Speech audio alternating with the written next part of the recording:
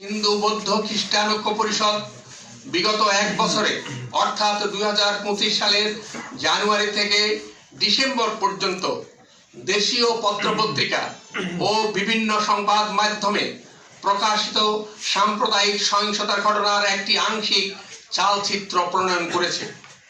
এতে মোট সাম্প্রদায়িক সহিংসতার সংখ্যা 522টি, যার মধ্যে হত্যার ঘটনা 61টি।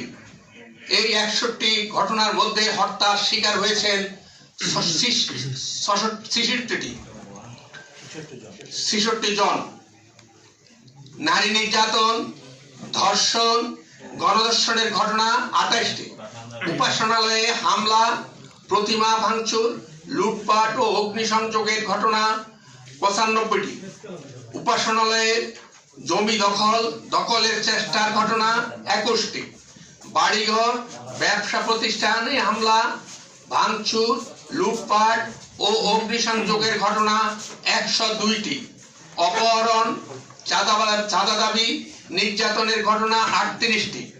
হামলা, হত্যার হুমকি, নির্যাতনের ঘটনা 47টি।